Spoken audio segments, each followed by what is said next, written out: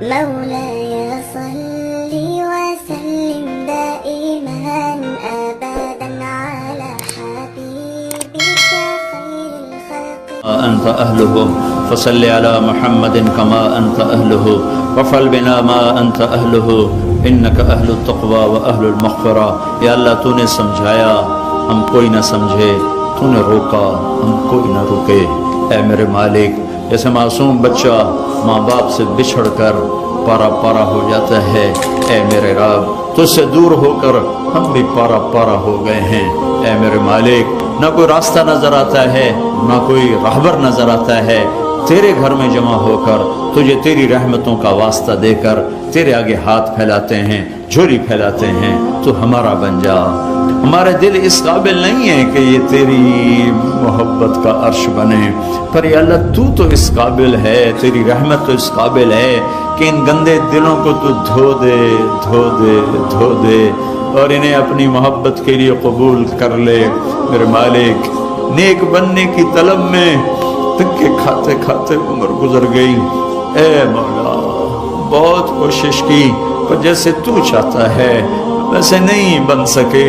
اے میرے مالک، ہمارے لیے گنجائش رکھنا کہ ہمارا زمانہ تیرے نبی سے بڑے دور کا زمانہ ہے.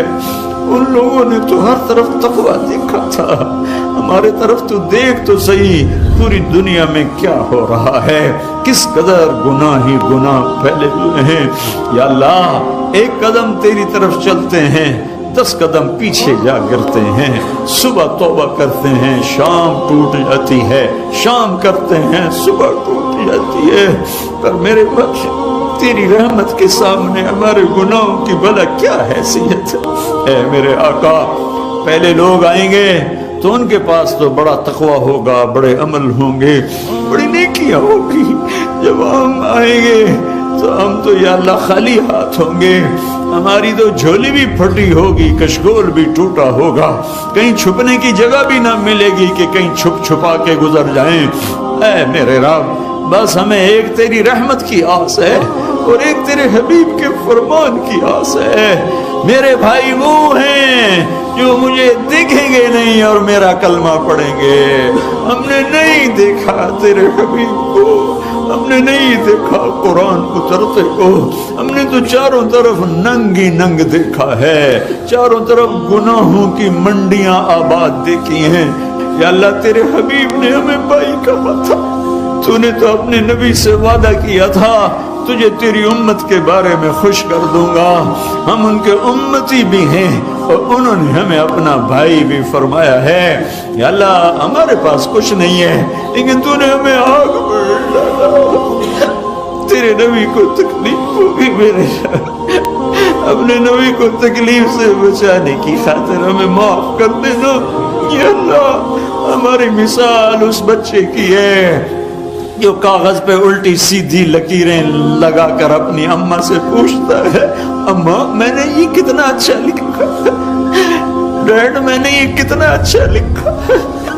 ماں باپ کو پتا ہوتا ہے الٹی سیدھی لکیریں، وہ کہتے ہیں میرے بچے تم نے تو کمال کر دیا، تم نے تو بہت اچھا لکھا.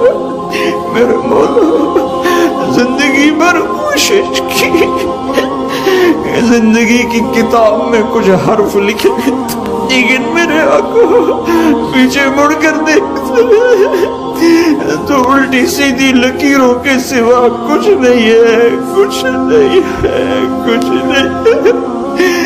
تو نے اگر دیکھ لیا تو ہم مارے گئے، تو نے امتحان میں ڈالا تو ہم مارے گئے. میرے آقا، اے ماں سے زیادہ پیار کرنے والے، باپ سے زیادہ شفقت دینے والے، ہماری زندگی بھر کے الٹی سیدھی لکیروں پر تو بھی کہنا شاباش بہت اچھا کیا. ہمارے پاس جنت میں جانے کے لیے ایک عمل کوئی نہیں ہے، ایک عمل کوئی نہیں ہے. تیری آس ہے، تیرے حبیب کی شفاعت ہے. اس دو کے علاوہ ہم خالی فقیر ہیں، ہماری عورتیں فقیر ہیں، ہمارے مرد فقیر ہیں، ہمارے بچے فقیر ہیں، ہماری بچیاں فقیر ہیں، ہمارے عرب عجم کالے گورے سب فقیر ہیں. تیرے حبیب کی امت پہ آج بڑا فخر آیا ہے، نہ تجھے جانا نہ تیرے حبیب کو جانا۔ اے ہمارے رب مہربانی کرنا، آج فیصلہ کر دے، کہہ دے جاؤ میں نے معاف کر دیا، تیرے خزانے کوئی گھٹ جائیں گے۔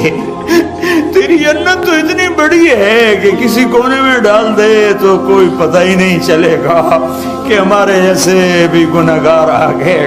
اور یا اللہ تجھے چیلنج کون کر سکتا ہے، تجھے پوچھ کون سکتا ہے؟